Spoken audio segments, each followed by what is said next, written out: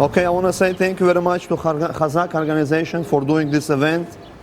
Today's topic will be Shalom BAYIT and also raising children. It's very hard to combine two topics in 1 hour. If I speak 10 hours for one subject each, it's not going to be enough time. So we'll see how much we could cover. As you know, today in our age we have a lot of problems with young people. 4 major problems that we have with youngsters. Number 1 problem, Rani, what do you think is the first one of the biggest problems? One of the biggest problems, anyone can say? Drug abuse. Today it's very hard to control. Many people don't even know what their children do behind doors and also outside with bad friends or by themselves. Drug abuse is one of the biggest problems that we face. The second problem is a big assimilation. Many people, they assimilate slowly, sometimes suddenly, but most people slowly they assimilate. They are shy even that they are Jewish.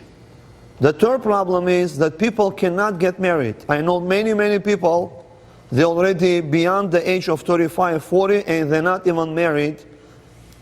Why they're not married? It's very hard. Sometimes they are very picky. Sometimes they don't have time for dates. Sometimes they say, why should I get married if most cases people get divorced?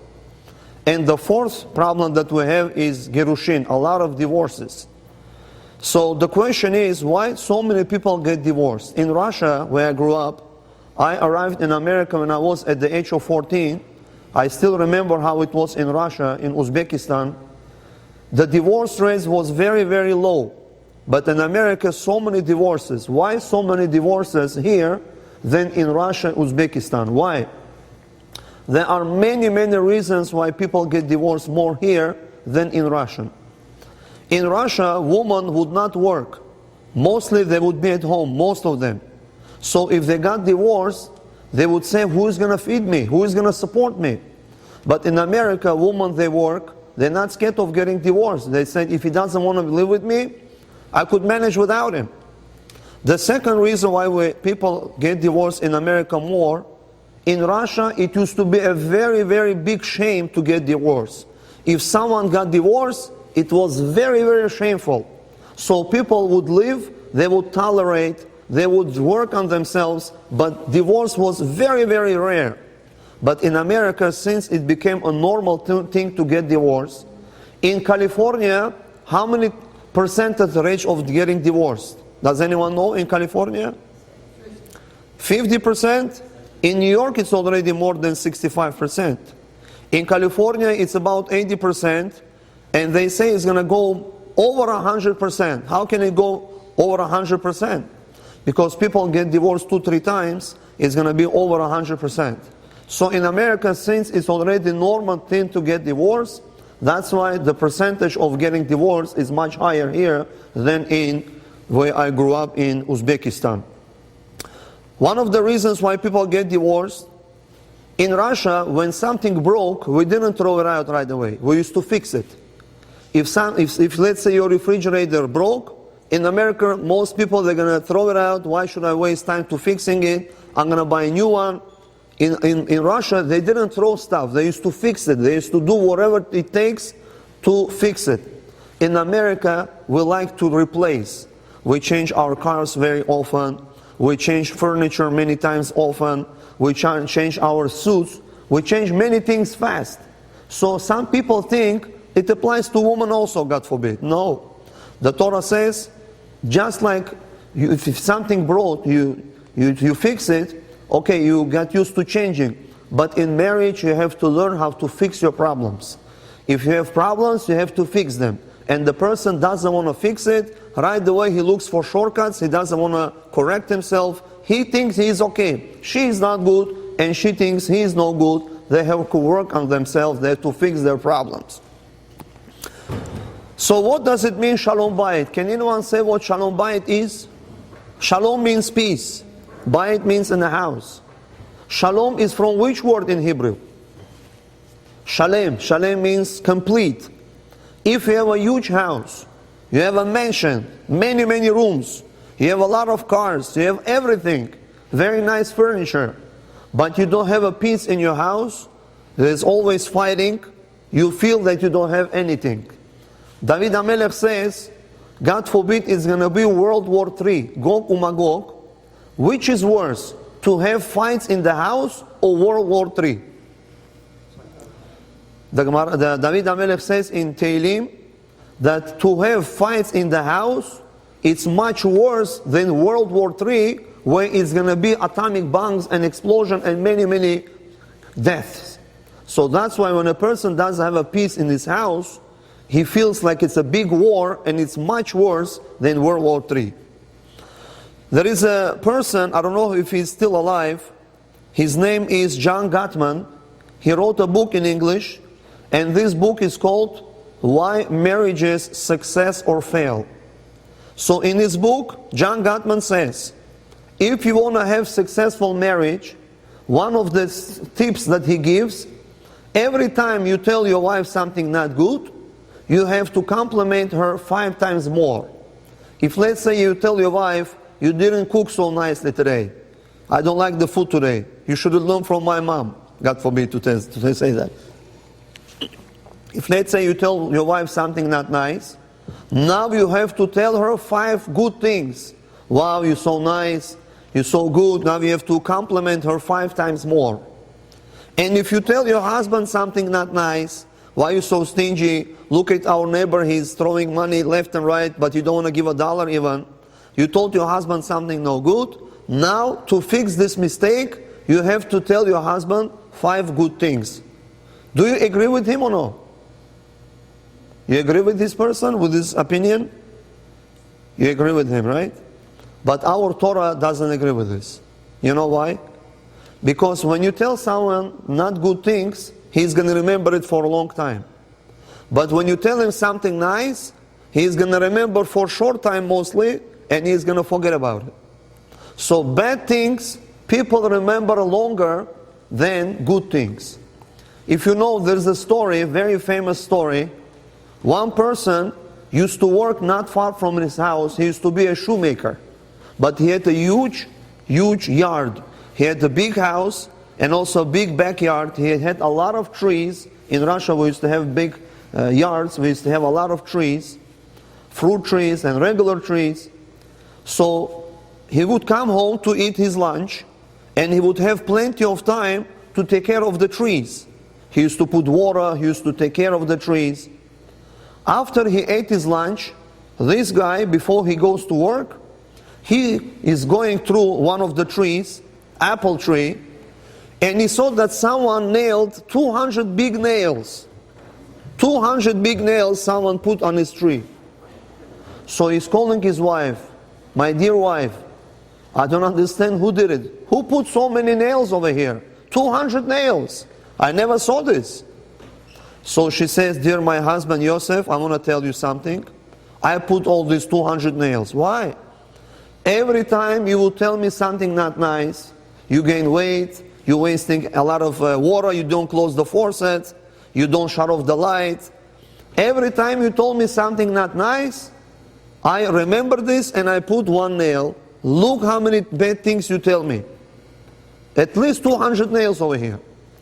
So he says to his wife, we lived together for 15 years. This is all accumulation from 15 years, right? These 200 nails. She says, no, this is all for 1 week. For 1 week, look how many bad things you tell me. For 1 week. So he's thinking about it. He says to himself, to be honest with you, I'm not the best husband in the world.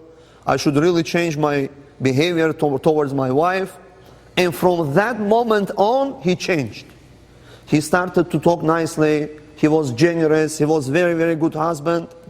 After 2-3 months, when he is passing next to this tree, he has many trees, so he is looking what happened. The nails were there or no? He became more nails or less nails? Or no nails at all? All the nails were gone. Someone took them off. Again he is calling his wife, dear wife, who took all the nails out? She says, I took all the nails. Why? Every time you told me good thing, so I took nail out. So he was about to dance, he was so happy. He said, that's it, you forgive me? That's it, you forgot about it? She says, yes, I forgive you, but the holes from the nails are still there. The holes are still there, which means even if you tell a person, I forgive you, still the effect, this is going to stay over there for a long time. We see many times, Yom Kippur is about 2 months from now, right? People going to tell their wives, Mehelokune, please forgive me if I said something wrong. So what does she say? I forgive you. Or he tells her, I forgive you. And still what happens? They remember what happened 30 years before or no? But you already said 30 times, I forgive you. Why you remember 30 years ago what she told you or what he did to you? Even if you say, I forgive it to you, still it's very hard to completely forget something bad. So better not to do anything bad than ask for forgiveness after. If you know, there was a big rabbi, Chafetz Chaim. Everyone knows Chafetz Chaim, right? He passed away in 1933. One person came to him, Rabbi, I did so many bad things. I spoke so many bad things about people. Until now, people are in jail, he says to him. Many people stop talking to each other. Many couples divorce. So I want to repent. I want to say to Hashem, I'm sorry. Can Hashem forgive my sin or no? What do you think? Can Hashem forgive his sin? Yes? So the rabbi said, how many pillows do you have in your house? Pillows? Why pillows? I just want to know. I have 6 pillows. What about pillows? The rabbi says you have to take 2 pillows. You have to cut open outside. You have to take all the feathers and throw outside. After you finish that, first make sure the police doesn't see you, because they're going to give you a ticket for littering. So after you throw all the feathers out, come to me, I'll tell you what to do next, so Hashem should forgive your sin. So he took 2 pillows, he cut them open, he threw all the feathers out, and he comes to the rabbi. Rabbi, what's the next step? What did the rabbi tell him to do? Rabbi said, now you have to find every single feather and bring it back. Rabbi, it's impossible. The wind already spread everything out. So the rabbi said, you see, just like the feathers, you cannot take them back. Your words also, you cannot take them back. So better not to say anything bad than to look for ways to repent. It's very hard to repent when someone says bad thing. I go to many weddings. After Tisha B'Av, I'm going to have a lot of weddings. When a person gets married, we say Sheva Brachot. How many blessings we say? 7. By the way, how many words does the groom say to the bride when he gives her the ring? How many words he says when he gives her the ring? 2 words. 2 words? Which words? Na'aseh v'nishma. So he utters how many? 9. Hare ad makudesh li b'tabat zo kadat Moshe ve'Israel. When the groom gives his bride a ring, he has to say 9 words. Why 9 words? Does anyone know? Why not 10? Why not 8? Why 9 words? And also, why Sheva Brachot? Why 7 blessings? Why not 10 blessings? Why not 5 blessings? So he says 9 words. He says, listen, my darling, I'm giving you this ring. I'm giving you a gift, because I want from you also a gift from after 9 months. After 9 months, I also want to have a gift from you. I want to have Be'ezrat Hashem baby boy or baby girl. So that's why it says 9 words. How many brachot we have? Why 7? Can anyone tell me why 7? Avraham, why 7? How many organs we have in our face? 7. 2 eyes, 2 nostrils, 2 ears, and 1 mouth. 7. So we say, in husband and wife, just like in your face you have 7 organs, also you have to smile to her, you have to be nice. If you come from work upset at your boss or at your work or employee, you still have to smile. 7. That's why we say 7 blessings. And also 7 Sheva Brachot parallel to 7 days of the week. A wife can say to her husband, listen, I'm not going to cook every day. I'm only going to cook for Shabbat. The rest of the week you're going to eat pizza, falafel, everything else. I'm also working here. The Torah says no, you have to respect your husband, you have to love your wife, respect your wife 7 days a week. You cannot say only on Shabbat I'm going to go be good husband. The rest of the week don't look at me, I'm very busy, I'm very tired from you coming and annoying me, I'm on the phone. The Torah says Sheva Brachot, because of these two reasons that I told you. Morav Rabotai, when we do Sheva Brachot, we say one blessing. Kesamechacha yetzircha bagan eden mikedem. Dear groom and bride, I am blessing you that you should be similar to Adam and Eve. In America, let's take England, let's say. In America, I don't know. In England, do you know two people that in legendary husband and wife that they love each other? Who is in England legendary two people that love each other? Romeo and Juliet. In Uzbekistan, where I was born, is Tohir and Zuhra. They love each other like crazy. Let's say in Belarusian, who is the two people? Ruslan and Ludmila. In Israel, we have it or no? Who? No, Shimshon and Dalila, they were not legendary lovers. Amnon and Tamar, two kids of David HaMelech. They were stepsister and stepbrother. They loved each other, and then he hated her, but Amnon and Tamar is also, it's an example how to love each other. So why do we bless newlywed couple that they be similar to Adam and Eve? Why we don't tell them be similar like this couple or that couple? Does anyone know the reason why we bless them that they should be similar to Adam and Eve? Anyone know the reason? First created. First created? But maybe others, they loved each other more than Adam and Eve. You know why? Adam did not look at anyone else beside his wife Eve. Yeah, because there was no one there, that's why. That's the point. And also we tell Eve, Chava, she didn't look at anyone else besides her husband. Most problems of the marriage, they stem from the fact that people compare. Why we have such a small house? The neighbors used to take you got so many good grades. You learned so well in college. You got good degrees. You got GPA 4.0. This guy used to always be expelled from school. He got C minus, D plus. He got so many fails. Look at this house and look at our small house. He has such a huge house. Why you have such an old car and he has two brand new Mercedes? Why we go on vacation once in 5 years and he goes on a vacation 3 times, 5 times a year? So when people, they compare, and let's say husband says to his wife, why you don't cook? And our neighbors, she's cooking, she's also working, and you want a maid, you want servant in the house. When you compare your lifestyle to others, that's one of the biggest problems that we have. So one of the things that we know, number one, not to say bad things. Even if you're going to apologize later, still it's going to be in her or his heart. It's going to be very hard to take it off. The second thing in marriage is not to compare. Because when you compare your lifestyle to others, no matter how good you live, you're still going to find someone who lives better.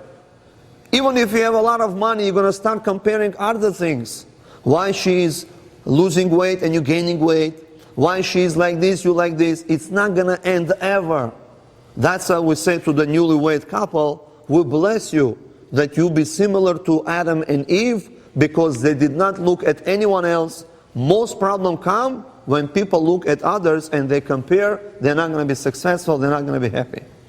Feel free to ask questions. If you have questions, I'll be glad to answer the questions that you have. Morav Rabotai. So, in 2 months from now, we're going to have holiday of Sukkot, right?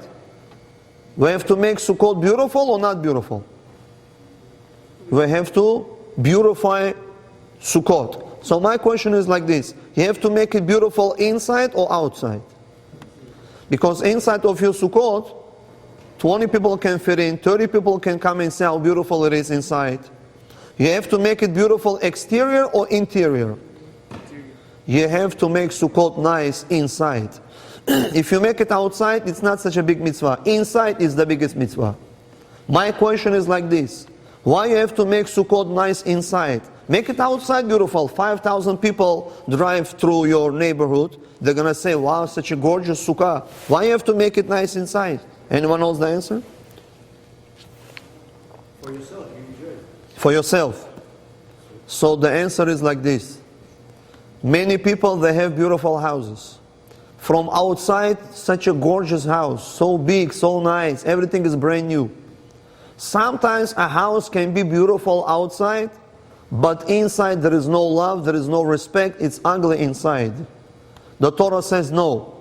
First you have to make your house inside nice. You have to talk to your wife nicely. You have to talk to your husband nicely. You have to educate your children correctly. Then if you made your house nice inside, you could make it exterior beautiful also. But first, you have to work inside your house. Shalom BAYIT. Anyone can make a rhyme?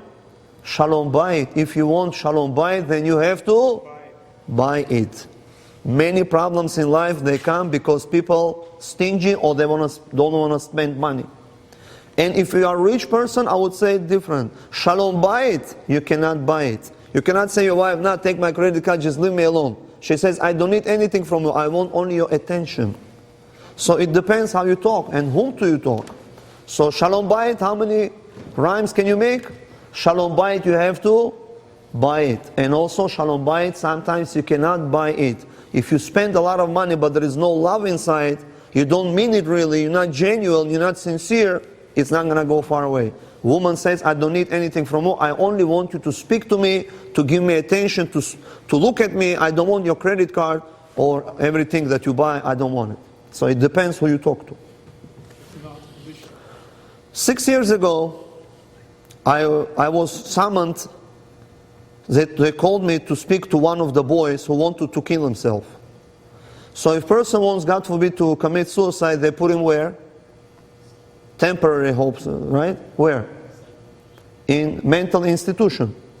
So they took me over there, and thank God we saved him. I spoke to him. I asked, "Why you want to kill yourself?" He told me the reason, and I told him many, many things why he is not thinking rationally and correctly. Baruch Hashem, slowly he came out of it. Baruch Hashem, it's already history. So when I arrived with his mother to the mental institution, it was on the 5th floor, downtown Manhattan. So the elevator opened up, and there is a guard over there. Security person. So we said, "I'm the rabbi, I need to speak to this boy." He says, "Did you bring knife? Can you bring knife to the mental institution?" You're not allowed to bring any knives. Why? Because they might grab it, they might kill you. "Can you bring razors?" We don't shave with razors, but other people, goyim, can shave with razors. "Can you bring razors?" What else you cannot bring? Shoelaces. You're also not allowed to bring. And also not allowed to bring shopping bag. They might choke you. So one guy came to the mental institution, and he sees many, many sick people. And one of the sick people, he's screaming, "Rachel, what did you do to me? Rachel, what have you done to me?" So he's asking the security guy, "Why is he screaming like this? What happened to him?" Don't pay attention to him. He is screaming like this already here for 20 years. Why? 20 years before, he fell in love with a girl, her name was Rachel. He really wanted to get married to her. She said to him, no. He got crazy, and now he's screaming for 20 years, "Rachel, what you have done to me? What did you do to me?" He cannot be quiet, he cannot. Okay. So this guest went to a different room. There are other also sick people over there. And a different person is also doing what? He's screaming the same thing. "Rachel, what did you do to me? What you have done to me?" He says, "Security, why is he screaming?" He got married to her. He got married to her. She broke his life. She ruined his life. And for 15 years he's already screaming, "Rachel, what you have done to me, what you did to me." And he doesn't even know that this guy is crying that he wanted to get married to her. So many times we think, why I got married to her? I should get married to her. Why I did this, that? Many times we have remorse, we have regrets. Anyone ever said Kaddish over here? You said, no, thank God your parents are alive. I see young people here. You said Kaddish? Of course. So in Kaddish, we're asking Hashem twice. One thing we ask 2 times. What do we ask in Kaddish 2 times? Do you remember? אנחנו מבקשים מהשם פעמיים דבר אחד. What do we ask in Kaddish 2 times? Mashiach Mashiach we ask only once. We ask in Kaddish Shalom 2 times. Yehi Shalom Rabba min Shmaya. Let it be big peace from the heaven. And also when we step three steps back, we'll also say Shalom Bimromav. We'll also ask him Hashem Shalom 2 times. Why do we ask for Shalom 2 times but not 1 time? Everything else we ask once. Why Shalom we ask 2 times? Number 1 reason, if you don't have peace in your house, if you don't have peace in your town, it's worthless. It's very important to have Shalom. And the second reason and explanation is like this. We need 2 times of Shalom. First, no one should kill us, no one should terrorize us, so we need Shalom from outside world. And we need also Shalom where? In our hearts. Sometimes there is no terrorists, there is no enemies from outside, but you still don't have peace. You know why? Because you're killing yourself inside. You say to yourself, why I didn't buy this house when it was $300,000, now they're asking $1 million for this wrecked house. Why I didn't sell gold when it was $1,900, now it's $1,250 gold. Why I didn't buy Amazon when it was $100, now it's $1,700 and a lot of splits. So people, they have a lot of regrets. They don't have peace in their heart. That's why when we say Kaddish, we ask for Shalom 2 times. Why? First, that no one should kill me, and the second why? I should have peace in my heart, because many things we do wrong and then we feel bad about it and it makes us sick. That's why we ask for Shalom 2 times. We located now in Woodmere. I don't usually come a lot to Woodmere. Whenever I hear the word Woodmere, I remember one story, because we have to talk about education also.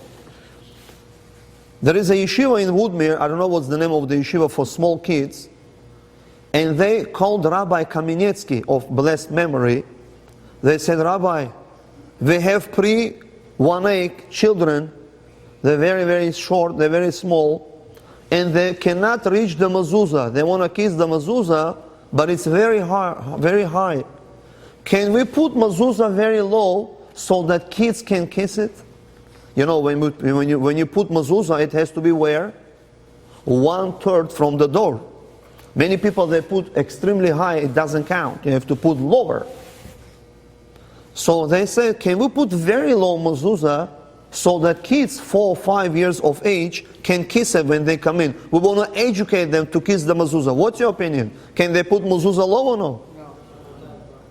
Without bracha? You want them to put 2 mezuzahs, one real and one small for kids? So what did the rabbi say? Rabbi Kamenetsky said, I really appreciate this question. You're not allowed to put mezuzah low. Why? We want to educate the kids. You have to put mezuzah where it belongs. If you want the children to kiss the mezuzah, you have to put a chair. Let them climb on the chair, kiss it and go down. Why? To teach the children, we're not going to modify the Torah for your convenience. If you really want to kiss the mezuzah, you have to put effort to kiss it, but we're not going to change the law because for your convenience. This is what we have to teach the children. We want the children to have convenient life. The Torah says no, not always. You're not allowed to change the law. The law will stay where it is. You want to kiss the mezuzah, you have to do everything, but you should not change the location of the mezuzah.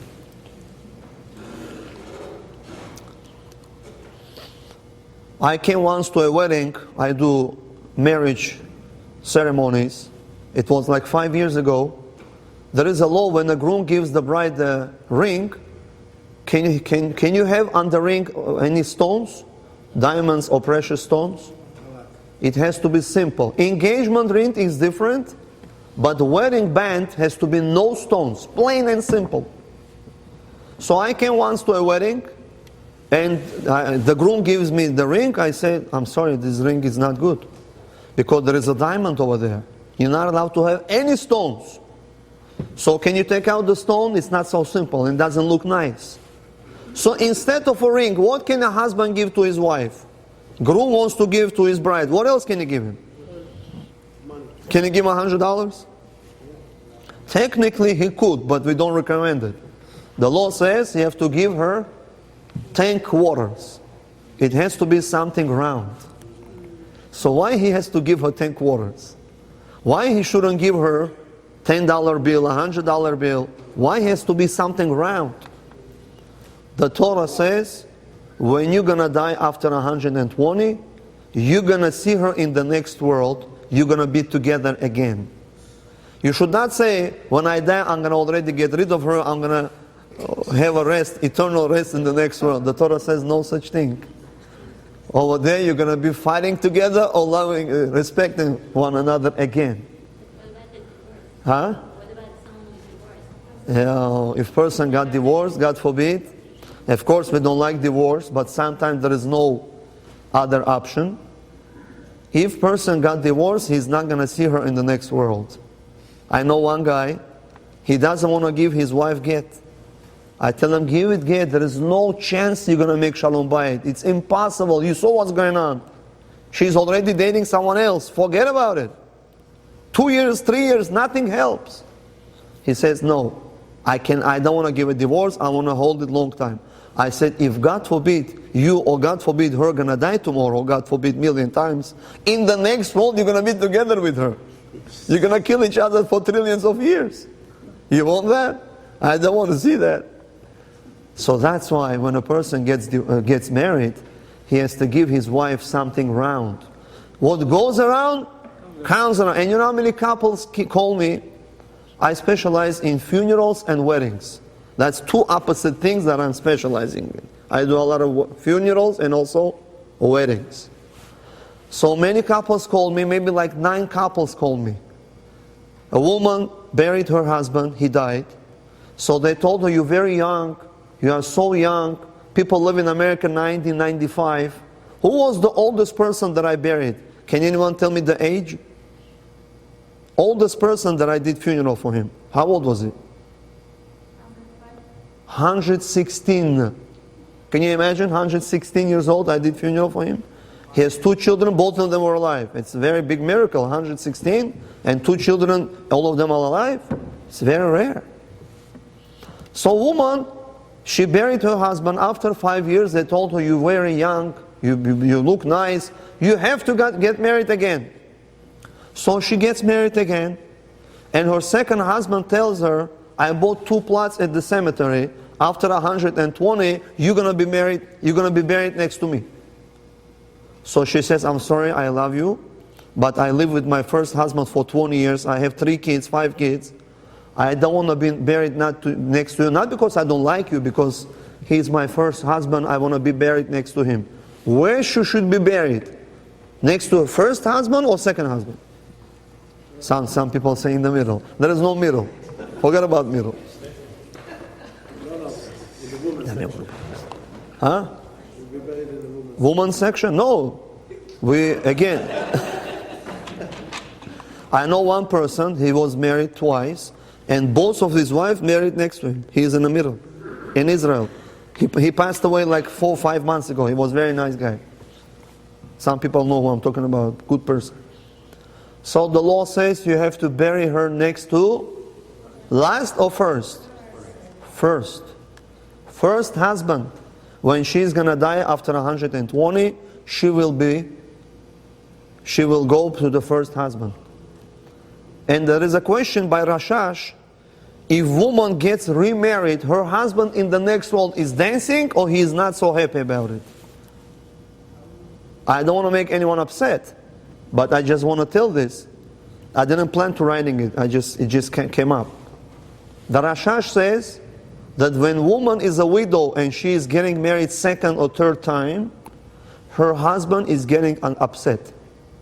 And you have to do something to make him quiet, and he shouldn't be jealous and shouldn't be upset. Thank you. What do you have to do? You have to gather 10 Talmidei Chachamim. Not 10 people who drink vodka in 2 seconds, no. You have to gather 10 men, rabbis, and you have to say, dear rabbis, I called you over here because I want to get married to this widow, Sipora Bat Basanda, and I don't want her husband to choke me and to kill me. Because 2-3% of his neshama is in her. 2-3%, when a person is buried, he is at the cemetery. 2-3% is where? In his wife. So I want you to say special prayers that in the next world he shouldn't be upset at me, he should be happy and he should feel okay. And they have to say special prayers. Anyone heard this law? Not too many people know this law. So I'm going back to my subject. In the next world, husband and wife, they're going to be together. Oh, he's asking very, very controversial question. Woman, don't be upset, please. He didn't hear your question. So I'm going to repeat the question. So if, let's say, a woman dies and her husband gets married again, in the next world, woman is upset or she is dancing? Dancing depends who is the husband. So don't be upset, please. My wife says God is a male. I said God is not male nor a female. He's God. She says everything is for you, man. Everything is for you. When a woman dies and a husband gets remarried, a woman, although she is also jealous, you don't have to do this ceremony. He's going to go back to his first wife, yes. But the law says, because you wanted your husband to die, when Adam and Eve, they ate the forbidden fruit, who ate first? She ate first. And she knew that she would die, right? She said, why I should die? I'm going to give my husband also, he should also die, so that God should not create for him a different woman. She was jealous. That's what God says, I make a law. A man can have two women simultaneously, which we don't do today, Baruch Hashem. But you cannot have two husbands at the same time. So if it's opposite, just like you asked, there is no such ceremony. You just get married and that's it. It's like a punishment for a woman because what Chava had done. What happens to the 3% that you mentioned by the man? No, my woman doesn't. It's not going to be like this. It's not going to be like this. Where does the husband get buried? The husband also has to be buried next to his first wife. Okay? So I'm going to tell you something. One rich person had two daughters. One was 27 years old, one was 29 years old. Those days people would get married at what age? 70 years ago, 90 years ago, what age girls would get married? Does anyone know? 12 years old they would get married. In America it's molesting. 13 years old, 14 years old, 20 years old, she is not married, something is not normal. People would get married very early. Why? Why people would get married early?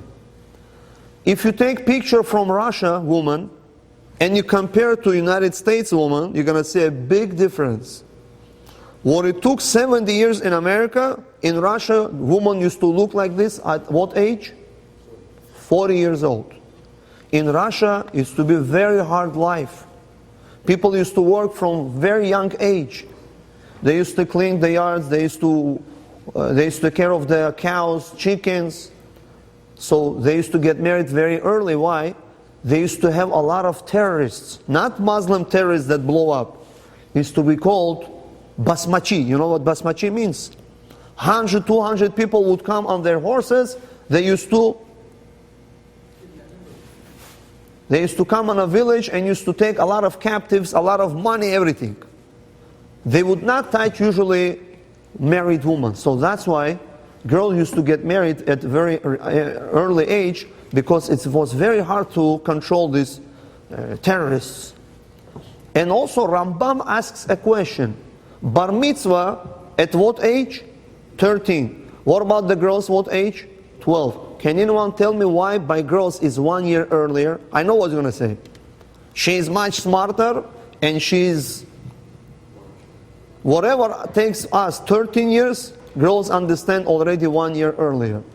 The Rambam says a different reason. Today in America, who lives longer, man or woman? In New York, the average lifespan of man is 78 years. The average lifespan of woman is 84. So 6 years in average, they live longer. But in those days, 2,000 years ago, women used to die much faster and younger. Why? They didn't have, they used to get pregnant every year. A lot of kids would die. And also, they didn't have all the luxuries we have. They used to bring water from the well. They used to do a lot of hard things.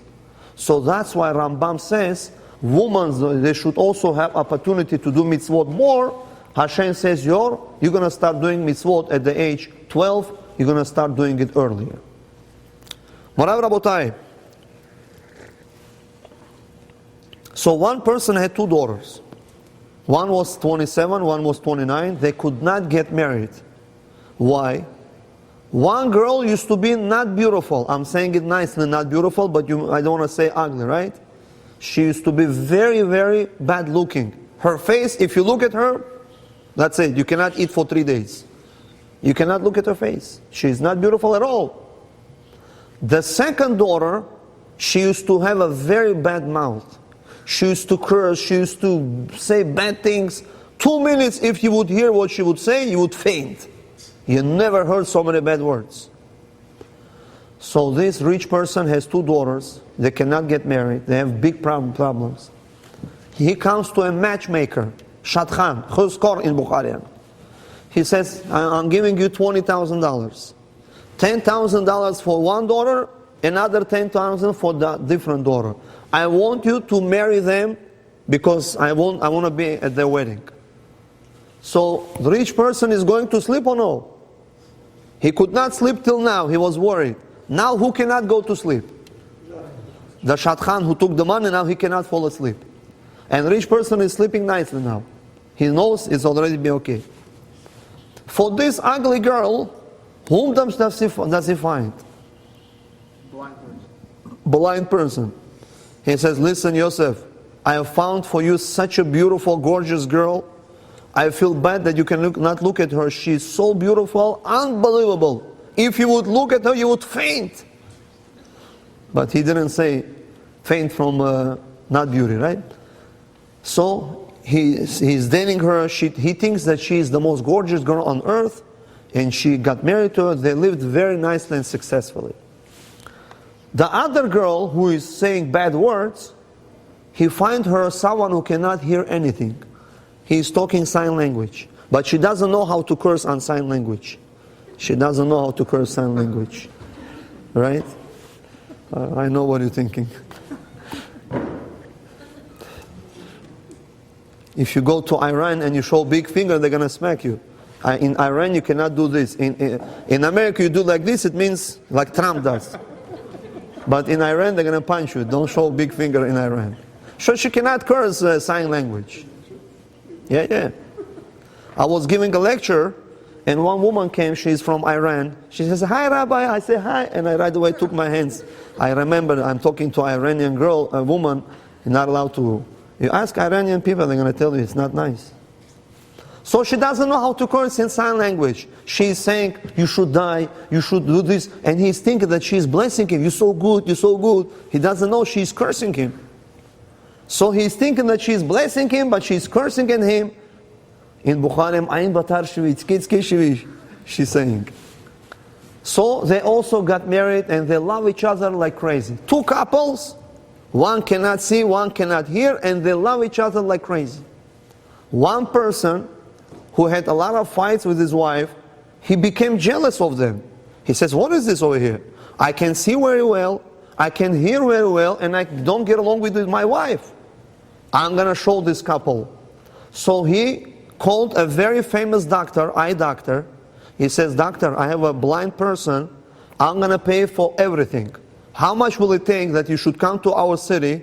I'm going to give you a hotel room. I'm going to pay you for the operation. How much will it cost me so that you should take this blind person and open his eyes so that he should see who is his wife? So doctor says 50,000 at least. I'm going to give you 60,000. You going to do it? Yes. So the doctor arrived in his city. He did the operation. Once he saw what happened, who are you? So ugly, who are you? I'm your wife, you don't recognize? Of course you don't recognize. He got divorced. And to the other couple, that husband is dead, he summoned a different doctor. He paid for the surgery, $75,000 for everything. Once the doctor opened his ear, his wife is cursing and cursing. Who are you cursing? I'm already cursing you for 18 months. You cannot hear me, huh? Well, you have been cursing me 18 months for what? I don't know, I just like it. He also got divorced. So what can you learn from this story? I don't know, I don't think it's a true story, just it's a parable. What can you learn from this story? Number one, what we could take from this story, Edward, I'm very happy to see you, Eddie. In life, sometimes you have to be blind. In marriage, you have to sometimes close your ears. Sometimes you see your wife doing not good things, like what? Like she's wasting paper, she's wasting water, she's wasting electricity, or she's throwing all the food out, nice food. You have to sometimes do what? Ignore it. And also sometimes you have to pretend that you didn't. What did you say? What did you say? Repeat. God forbid you raise your hand. And also what I learned from this story, some people, they're jealous of your marriage. They are even ready to spend money to make you harm. Some people can spend money, they can harm themselves just to make you bad also. I'm not happy with my marriage, I have to also do, in Bukhari, it's called janganozi. You know what janganozi means? To say bad things, to make up stories. You know what your wife used to tell about you? You know what your husband told about you? If you make problems with Shalom Bayit, if you destroy families, it's one of the biggest sins in the world. In Hebrew, we have one word. This word in Hebrew is sagula. You know what sagula means, right? You speak Hebrew. You know what sagula means? Sagula means, if you do like this, God's going to give you this. For example, you remember Rabbi Lubavitch? Lubavitch Rabbi, you remember? He passed away 24 years ago. Anyone who would come to him, he would give a blessing, and also he would give him $1. Why? Am I poor? Why are you giving me $1? Because this dollar has a blessing from this rabbi. You're going to put in your pocket, you're going to have bracha. It's called sagula. It says if you're very careful with mezuzah, you check mezuzah, you're very strict with mezuzah, God says, I'm going to give you a beautiful house. It's called sagula. In Bukhari, it's called chosiyat dora. If you're going to hold the baby sandak, you're going to have a segula that you're going to get married, and if you're married and you don't have kids, you're going to have kids. If you hold the baby sandak. So one woman came to a big rabbi. Rabbi, I always fight with my husband. He is screaming at me, I scream at him. He says 4 words, I say 8 words. He says 60 words, I say 32 words. I don't know how to stop it. What should I do? Give me a special blessing. So the rabbi, give me this bottle please, Avraham John. The rabbi takes a bottle. He says, okay, this is the bottle for you. This is a special water, magic water. Whenever you see that your husband is screaming and yelling, you're going to take water and you don't swallow it. You're going to take the water and what? Hold it in your mouth. You're going to hold this water forever, whatever it takes. He's screaming for 5 minutes, you're going to put the water inside of your mouth and you're going to... That's it. Once he's going to stop talking, what do? You can swallow the water. Okay? Did she do that or no? He says no. She did it. So whenever he used to start screaming, she used to take the water, not swallowing it, and he's talking, he's yelling, he's screaming, and she says, And after he stopped talking, right away she drank it. And she sees again what? Again he's talking. Again what did she do? Drink it and used to listen to him. After 2-3 weeks, what happened to this bottle? It finished. He said, Rabbi, I'm going to pay you whatever you want. It's much better now in my house. This water really is magic. It's mamash magic water. Can I have another bottle? I'll give you $100, $200, whatever you want. I need another bottle like this. The rabbi says, you don't have to buy it from me. Now you could take it from your kitchen faucet. Why? But you has a blessing. No, it's not a blessing. Because you did not answer to him, you were holding yourself from answering, and he's seeing that you're not answering, he's becoming more and more quiet because he takes all the nerves out. Now you have better Shalom Bayit. But this water has no magic. You had this magic. You listened to me, you did what I told you, you didn't reply, you didn't answer, you didn't scream back. That's why it's much better now, and you should continue doing this. Morav Rabotai, whenever you go to someone's house, when you go to someone's house and he makes a nice, delicious meal for you, you have to say Birkat Hamazon. Do you have to bless for the hospitality or no? What do you have to tell this person that called you in his house? He gave you delicious food. What do you have to tell? You bless him. I bless you that your table should be similar to the table of Avraham Avinu. By the Jewish people, how many people you know that used to bring guests and used to put them a lot of food? How many people you know like this? Avraham Avinu is number one. Who is the second one? Very famous for hospitality. He used to give a lot of food. Who else? King Solomon. Yes, King David used to make a delicious meal on Saturday night because he didn't die. But Shlomo HaMelech was very, very generous. The Gemara says he used to slaughter hundreds of cows, thousands of chickens and turkeys, a lot of food. So my question is like this: why do we say to the host that he should be similar to Avraham Avinu when Shlomo HaMelech used to put much more food on the table than Avraham Avinu? Why do we bless him that he should be similar to Avraham Avinu? Anyone knows the answer? He was the first. When you be first, even if someone continues your legacy and he does better than you because you gave him an idea and you started, you're going to be blessed. It's a good answer. Another answer.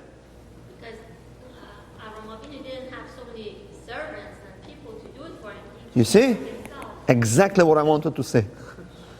Shlomo HaMelech used to say, dear friends, I'm the king. I'm not allowed to serve you because I'm not allowed to lower myself. I'm going to give you a lot of food. Serve yourself, help yourself, enjoy, take care, bye-bye. Avraham Avinu, he would give a little bit less, but he would give a personal attention. He would say, what should I do? What should I do? You're missing something. I'm ready to give you. What do you want?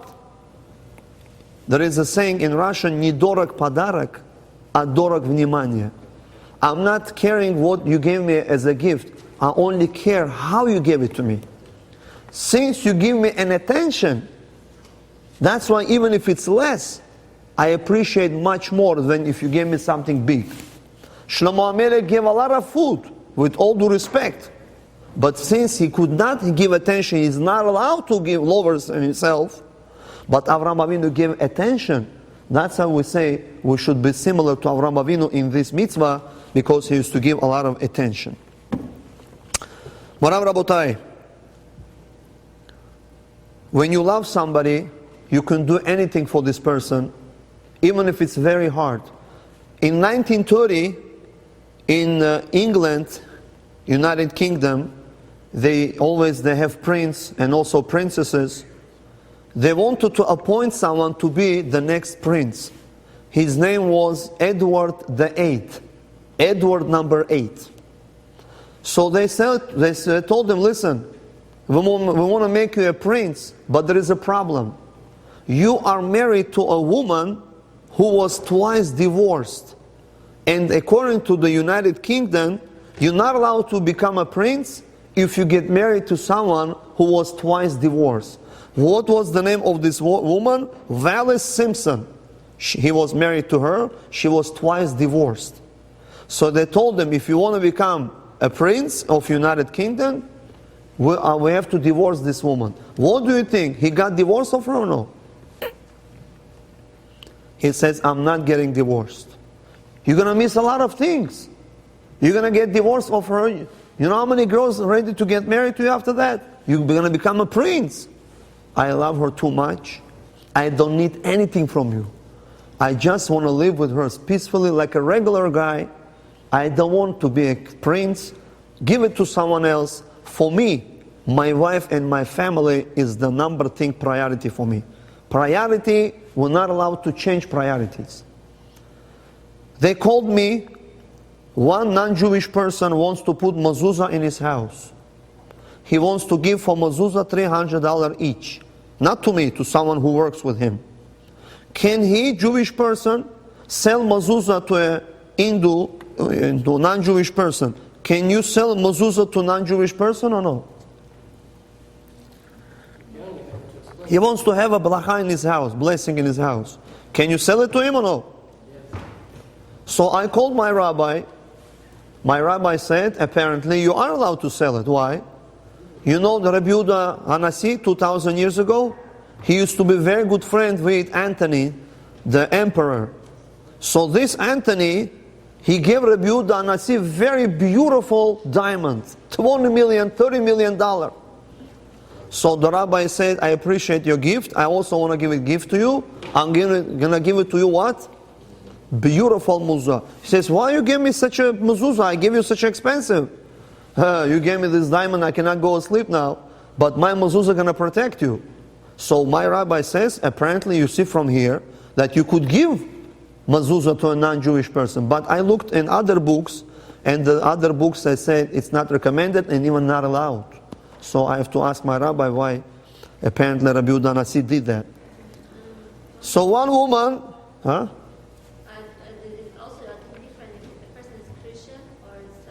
My rabbi said if he is idol worshipper, you're not allowed to sell it to him. If he is not worshiping idols, he's a regular guy, you could sell it to him mezuzah or give it as a gift. So one rabbi is walking outside, and all of a sudden one non-Jewish woman is stopping. Rabbi, please help me. What happened? I bought a very beautiful mezuzah for $200. Can you please put it in my door, on my doorpost? Please, I'm going to pay you. Please put mezuzah. The rabbi says, but you're not Jewish, with all due respect. You're not supposed to have mezuzah. Okay, so what if I'm not Jewish? I want to also have a blessing in my house. Please put mezuzah on my door. The rabbi says, can I see what you bought? Show me the mezuzah that you bought. I want to look at it first. So he comes to her house, and she takes out a beautiful box of mezuzah, but nothing is inside. The rabbi said, where's the paper? It's not really a paper, it's a parchment. Where's the paper inside? What's important, the box or the paper? You know, sometimes people send me text messages. Rabbi, I want to buy mezuzah. I don't need the box, I only want the paper inside. The box itself, white one, is $1. I don't need the box, I only want what's inside the paper. They think they're going to save money. It's not really a paper, it's a parchment from an animal. So the rabbi says, but you're not Jewish. Okay, show me. The rabbi opens the box, there is nothing inside. He says, where's the paper inside? Oh, the paper. You know, Rabbi, I didn't know how to read instruction, I threw it out, instruction. She thought it was instruction. What was very important, she threw it out. What was secondary, she kept it nicely. It's called priority. What's important for you and what not so important to you. On Saturday, on Shabbat, we read the parasha. Before the Jewish people entered the Israel, they said, Moshe, we want to stay here before entering on Israel. We like this place. It's so good here. It's good for our animals. We're gonna build nice animals, houses for our animals, and also houses for our families. Moshe Rabbeinu was happy to hear that or no? He said, I'm not happy how you rephrase yourself. First you have to say we're going to buy houses. We're going to build houses for our family. And then we're going to build houses for our cattle, for our animals. Why you care about the animals first? First you have to take care of whom? Of your family. One person came to a Macy's, I don't know, Macy's or Target, one of the big supermarkets. So he went to the bathroom, he used the bathroom, but it was toward when they have to lock the doors. And the security guy, he didn't even know that someone was in the bathroom, so he locked all the doors. So this person comes out of the bathroom, what does he see? Everything is locked, he cannot come out, that's it, he got stuck over there. So what do you think he did? He said, that's it, I have to spend the whole night here. But I'm very upset at the management, that they locked me, they didn't even check the bathroom. I'm going to show it to them. You know what he did? He changed all the price tags. tie $10, he put on a love sofa. This is love seat, sofa, $1,500, he put on a tie. So he changed all the price tag, and he hid himself, he hid. 8 o'clock in the morning when they opened the gates, the buyers came, what did they see? Big balagan in the price tags. When you change the price, family comes first. This is priority. That's the price. There is no price to it. All the rest, your career, your car, your house, your investments, everything, it's much, much secondary. That's why today there is a problem with young generation. Why? We don't have time to educate the kids. We tell them, nah, take the computer, leave me alone. That's it. A woman came to me, I'm not saying any names. Rabbi, there is a problem with my son. He's 16 years old. He used to learn very well. He used to do very well in school. Now he doesn't want to do anything. He wants to go to sleep every day and the whole day. I said, why? I don't know. Can you talk to him? Can you speak to him? I think he has a depression. Please, something is wrong with my son. I said, bring her over. So when I saw this boy, I see that he is doing with his eyes. He's like, you know what I'm saying? When you don't see so well, what people do? He's like this, closing his eyes, trying to see. I said, what's wrong with his eyes? She says, he doesn't see so well. I said, where is his eyeglasses? Here, he doesn't want to put them on. I said, let me give it to me. Whoa! When I saw the eyeglasses, I said, this is at least -6. How do you know? Yeah, -6. I said, yeah, I see. So what happened to him? Why he doesn't? What happened to his eyes? He used to play Nintendo the whole day, and he lost his eyesight. Even when he wants to sleep, 2 o'clock in the morning, 3 o'clock in the morning, he's still playing. He's killing his eyes. I said, now I see why he doesn't want to do anything. Because he sees the whole world is blurry. He doesn't want to, already doesn't see a point to work, to go to school. He doesn't want to put glasses because it's bothering him. That's why he wants to sleep the whole day, because he doesn't see anything. If you have -6 eye vision and you don't put glasses, I don't have to describe how it looks. It's terrible. You cannot see anything. So today youngsters are very busy with computers, gaming. We tell them, go play, just leave me alone. They play all these games, so they have to be very careful with our generation. We have to tell them, you have to learn, you have to be at Rat Hashem work, it's very expensive, you have to pay for tuition, you have to pay for the house, because time flies. There is no time to waste. I want to end my speech, although I prepared many things. If you have any questions, before I'm going to say last things for today and we'll conclude? Any questions? So let's conclude.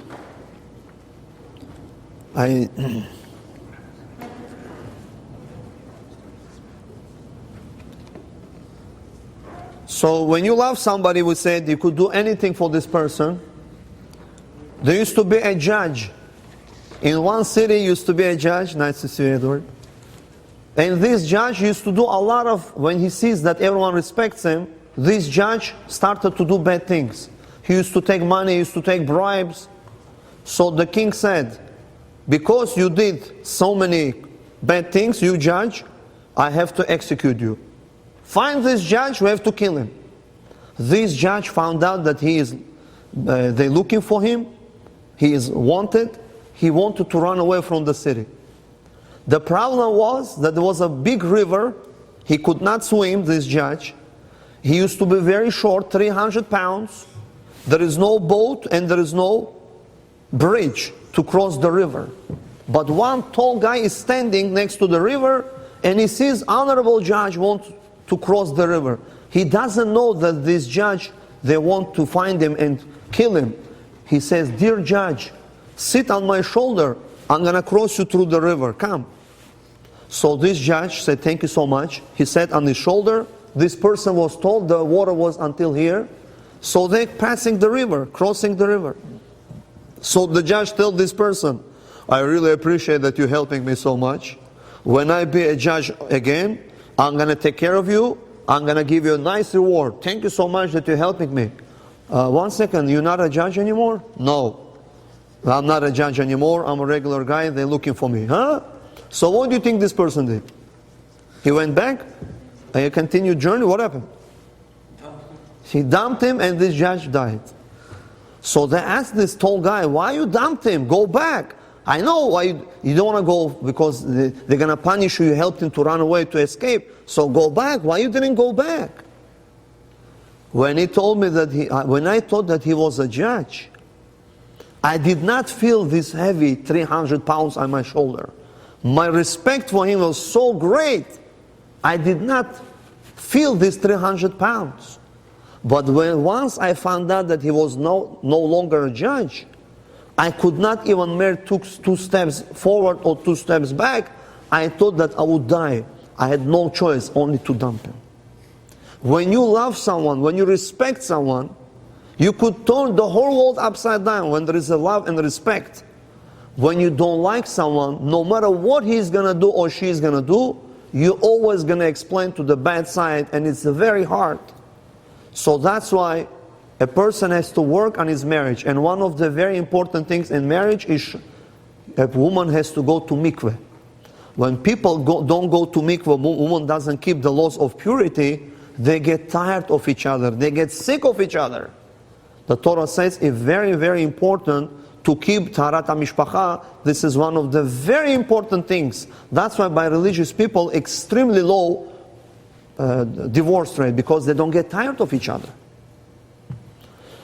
Morav Rabotai, last thing for today.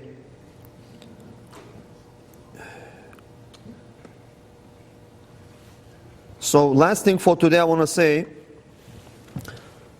50 people, I think it was in Scotland or in different place in Europe, 50 people, farmers, they made a bet. They said, let's bet. We're going to bring our own cows. We're going to start to take the milk.